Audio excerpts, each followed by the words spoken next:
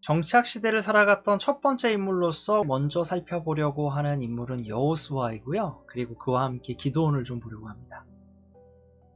여호수아는 따라가는 자로서, 또 기드온은 바알과 겨루는 자로서 이 내용들을 함께 살펴보고요. 하나님과 사람의 관계를 순환 고리상으로 좀 함께 살펴볼 겁니다. 먼저 여호수아입니다. 모세가 여호수아에게 안수하고 그 역할을 넘겨주고 있습니다. 하나님은 여호수아에게 지혜의 영을 주셨습니다. 그리고 그 지혜의 영 때문에 이스라엘 자손은 모세에게 명령하신 것처럼 여호수아의 말에 순종하였다라고 얘기하고 있습니다. 광야를 지나는 동안 하나님께서 모세를 지도자로 세우셨다면 광야를 지난 후에는 약속하신 소유를 얻는 과정과 또 그 땅을 정착하는 과정에서 여호수아를 지도자로 사용하셨습니다. 여호수아가 이제 민족의 지도자로 서야 할 때 하나님께서는 여호수아에게 이러한 말씀을 주십니다. 내가 모세와 함께 했던 것처럼 너와 함께 있을 것이니까 강하고 담대하라라고 이야기하세요. 그리고 그들에게 주리라고 한 땅을 이 백성에게 반드시 줄 것이니까, 차지하게 할 것이니까 두려워하지 말고 놀라지 말며 하나님과 함께, 나와 함께 있음을 늘 붙잡고 가라 라고 말씀하세요. 그리고 이어서 하나님께서 요구하시는 부분이 있어요. 이 율법책을 내 입에서 떠나지 말게 하라 라고 해요. 입에 두라고 하시고요. 또 이어서 주야로 묵상하라고 하시고요. 그 안에 기록된 모든 것을 다 지켜 행하라고 하세요. 다시 말하면 하나님의 말씀을 따르라고 하시는 것이죠. 이 장면은 여호수아와 백성들이 요단강을 건너는 장면입니다. 여호수아 3장은 우기로 물이 늘어난 요단강을 건너는 장면을 서술하고 있는데요. 이때 가장 먼저 강으로 들어서는 이들은 언약궤를 맨 제사장들입니다. 그리고 그들의 뒤를 백성들이 따라옵니다. 성경은 언약궤가 물에 들어섰을 때 물이 멈추고 사람들이 건널 수 있게 되었음을 말합니다. 그리고 이 사건이 여호수아가 백성을 이끌었던 첫 번째 사건이 되었죠. 지도의 장면을 보면 이곳에 요단강이 있는데요. 여호수아가 이 지역으로 강을 건너갑니다. 그런데 요단강이 우기어서 물이 많을 때 언약궤를 따라서 가고 있는 거죠. 이 땅을 건너가면서 여호수아와 백성들은 하나님께서 말씀하셨던 약속의 땅에 이제 진입하게 되는 거죠. 그때 언약궤를 따라갔다는 게 무슨 뜻인가? 언약궤는 하나님의 임재의 상징이거든요. 다시 말하면 언약궤를 따라오라는 하나님의 말씀은 바로 하나님을 따라오라 라는 말씀인 것이죠. 그러니까 여호수아는 모세를 따라서 지도자가 되었지만 하나님께서는 모세를 따르는 지도자가 아니라 여호와를 따르는 지도자로서 여호수아를 부르고 계신 겁니다. 여호수아는 이처럼 하나님을 따르는 훈련을 계속해서 했습니다. 그러나 여호수아도 늘 하나님의 말씀을 잘 따랐던 건 아닙니다. 여호수아가 여리고에서 큰 승리를 거두고요. 이어서 벌어진 아이라는 작은 성에서는 처참한 패배를 당합니다. 그 이후 아이를 다시 정복합니다. 그리고 그때에 한 민족을 만납니다. 아이를 정복한 이후에 만난 그 민족, 그들은 거짓으로 자신의 모습을 속이면서 이스라엘 민족 여호수아와 동맹을 맺으려 합니다. 그들은 기브온이라는 민족인데요.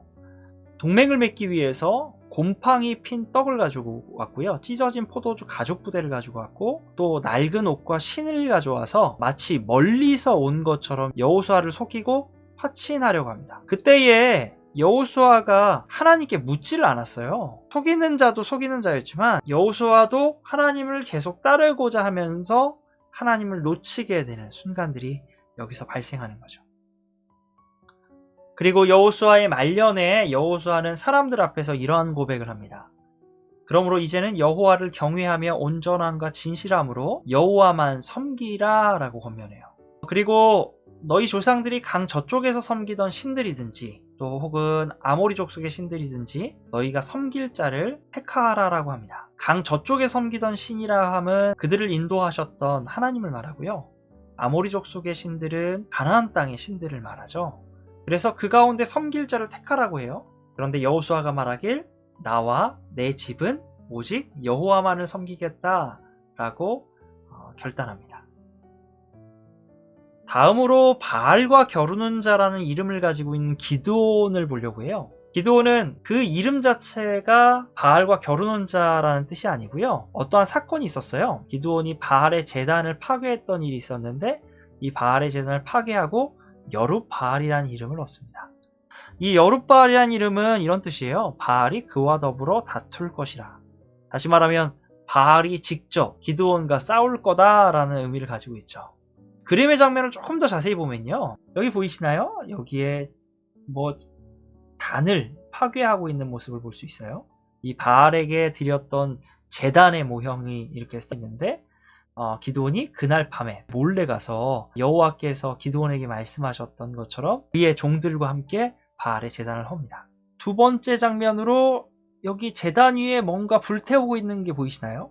이것은 산성 꼭대기에 가서 하나님께서 말씀하셨던 것처럼 바알의 제단과 나무로 된 아세라 목상을 파괴한 이후에 그것을 번제의 재료로 우상들의 파괴된 찌꺼기를 사용하라고 하십니다. 이처럼 바알과 겨루는 자로서 기드온이 하나님께 선택을 받은 이후에 이스라엘 민족에게 한 가지 큰 위기가 다가옵니다. 미디안과 아말렉과 동방의 연합군이 침략을 하는 일이 벌어지는데요. 이때 여호와의 영이 갑자기 기드온에게 부어집니다. 여호와의 영이 나타나서 기드온이 나팔을 잡아서 불어요. 그리고 사람들을 모집하거든요. 그때 사람들이 기드온의 부름에 따라 응답해서 모입니다. 그리고 기드온은 이 사람들 앞에서 뭘 하냐면요. 하나님께 기도를 해요. 이쪽에 떨어져 있는 게 양털이거든요.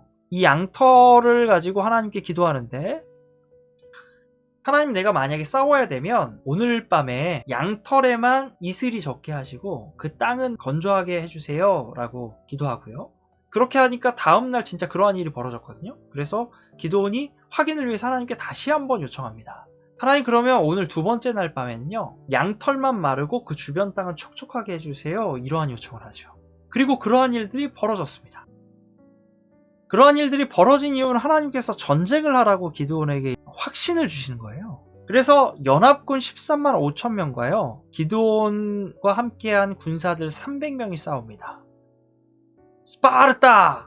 여러분 영화 300 아시죠? 300 용사가 스파르타만 있었던 건 아니에요. 그 훨씬 이전에 기드온군이 13만 5천 명의 사람들을 무찌르는데 활약했습니다. 기드온이 이 전쟁에 승리한 이후에 이러한 고백을 사람들 앞에서 하죠.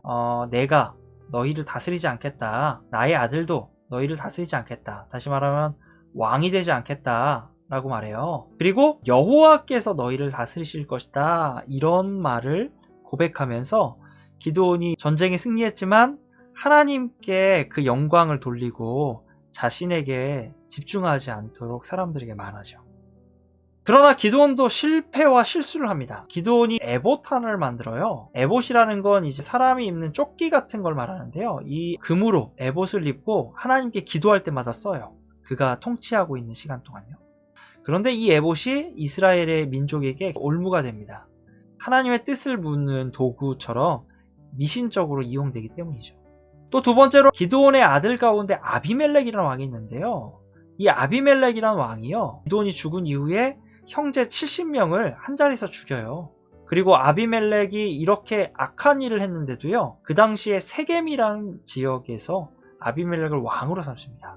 이 부분들을 볼 때에 기드온이 하나님께 부르심을 받고 사용된 부분도 있지만요, 하나님을 잊어버리고 실수하는 상황도 발생합니다. 기드온 이후에도 이스라엘 민족 완전히 구원받지 못합니다. 계속해서 하나님을 잊어버리고요, 또 하나님께 도움을 요청하는 일들을 반복해서 하는데요. 이 과정이 하나님과의 관계를 사람들이 어떻게 맺고 있나, 그 관계의 사이클을 통해서 볼 수 있습니다. 하나님과 사람과의 관계의 순환고리를 보면요, 먼저 하나님이 잘못한 사람들을 심판하세요. 그러면 그 심판 때문에 사람들이 괴로워서 회개를 하죠. 이때 회개하면 하나님께서 구원하세요. 사사를 통해서요, 구원하시고요. 구원하시면 조금 더 편하게 지내다가 사람들이 또 하나님을 금방 잊어버리고 말죠. 그리고 다시 하나님은 잊어버린 사람들에게 가시를 주셔서요, 사람들을 심판하십니다. 이렇게 두 번째로서 이제 여호수아와 기드온이라는 정착시대 인물에 대해서 보았는데요. 계속해서 보시지요.